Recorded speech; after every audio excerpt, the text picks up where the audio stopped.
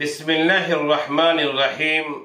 सामईन किराम व नाज़रीन अज़ाम, हज सीरीज़ में आपका इस्तकबाल है।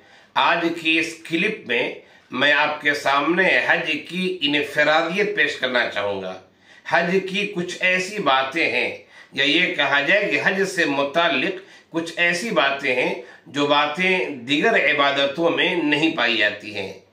यकीनन इस मौजू पर अगर गुफ्तगू की जाए तो बात बहुत लंबी होगी, लेकिन मैं ज़्यादा तफसीली बात करना नहीं चाहता, मुख्तसरन मैं गुफ्तगू करना चाहूँगा। सबसे पहली इनफरादियत हज की है कि हज की फ़र्ज़ियत में तदरीजी मराहिल नहीं है। जिस शक्ल में आज हज है, अल्लाह के रसूल सल्लल्लाहु अलैहि वसल्लम पर इसी शक्ल में हज फ़र्ज हुआ था और आपने इसी तरह हज किया था। नमाज को देखिए कि नमाज में तदरीजी मराहिल है। नमाज में पहले बात करने की गुंजाइश थी, लेकिन बाद में अल्लाह के रसूल सल्लल्लाहु अलैहि वसल्लम पर वही नादिल हुई और आपने बात करने को मना करार दिया। उसी तरह रमज़ान के रोज़े को देख लीजिए, इफ्तार करने के बाद आदमी अगर सो जाता तो सोने के बाद ही उसका नया रोज़ा शुरू हो जाता, यानी अगले दिन का रोज़ा शुरू हो जाता। लेकिन फिर कुरान करीम ने इस हुक्म को मनसूख कर दिया, खत्म कर दिया, और फिर कुरान करीम ने यह कहा कि सुबह सादिक से पहले पहले खाने पीने की इजाजत है। तो रोजा हो या नमाज हो या इसी तरह और भी इबादतें, उनमें कुछ न कुछ तदरीजी मराहिल पाए गए हैं, लेकिन हज की फर्जियत में तदरीजी मराहिल नहीं है। वही शक्ल पहली है, वही शक्ल आखिरी है। ये हज की इनफरादियत है। ये इनफरादियत दूसरी जगहों में, दूसरी इबादतों में बहुत कम मिलती है। उसी तरह दूसरी इनफरादियत ये है कि हज जिंदगी में सिर्फ एक बार फर्ज है। नमाज है, 5 वक्ता नमाज है, शब रोज में, दिनों रात में 5 वक्त की नमाज है, रोजाना है, रोजा है। हर साल रमजान का महीना आएगा, रोजा रखना है, लेकिन हज जिंदगी में सिर्फ एक बार अदा करना है। एक बार अदा करने से फर्ज हज आपका अदा हो जाएगा। फिर उसके बाद अल्लाह ने गुंजाइश रखी मजीद अदा करे, लेकिन एक दफा अदा करने से फर्जियत की अदायगी हो जाएगी। उसी तरह तीसरी इनफरादियत हज के भी है कि हज चंद मिनटों और घंटों की इबादत नहीं है। नमाज हम चंद मिनटों में पढ़ लेते हैं, रोजा चंद घंटों की इबादत है, ज़कात हमने माल से निकाल कर ज़कात दे दी, हमने इबादत अदा हो गई, पूरी हो गई। लेकिन हज का मसला ऐसा नहीं है। हज में मुकम्मल 5 दिन लगते हैं, चंद घंटों या चंद मिनटों की इबादत नहीं है। ये हज की इनफरादियत है। इसी तरह आगे बढ़ी तो देखिए कि हज की एक इनफरादियत ये भी है कि हज इब्राहिमी यादगार का मजहर है। आप काबे के सामने जाएं, काबे का तवाफ करें।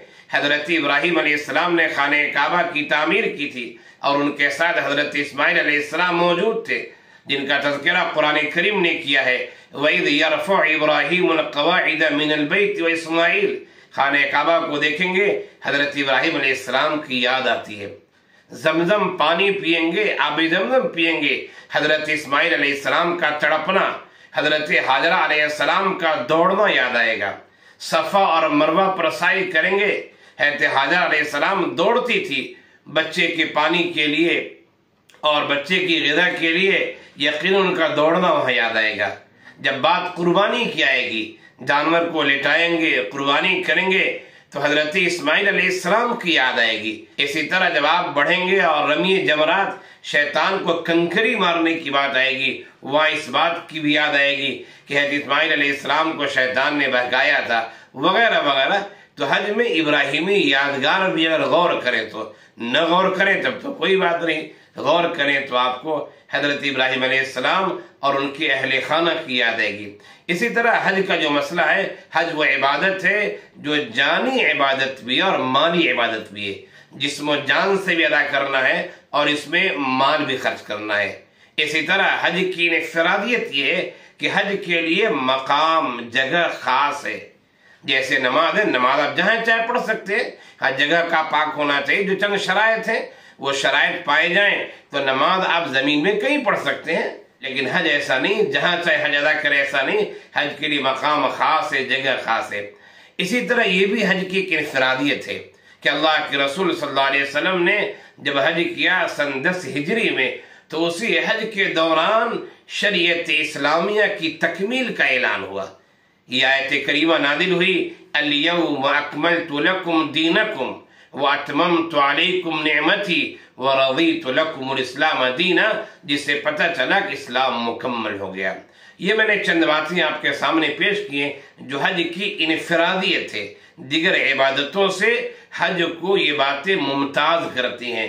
अगर गुफ्तगू तुल तवील की जाए यकीनन और भी बातें सामने आएंगी, लेकिन बस इन्हीं चंद कलमात पर इक्तफा करता हूँ। अल्लाह ताला हम सब की मेहनतों को, हम सब की इबादतों को कबूल फरमाए और मज़ीद कार खैर की तौफीक दे।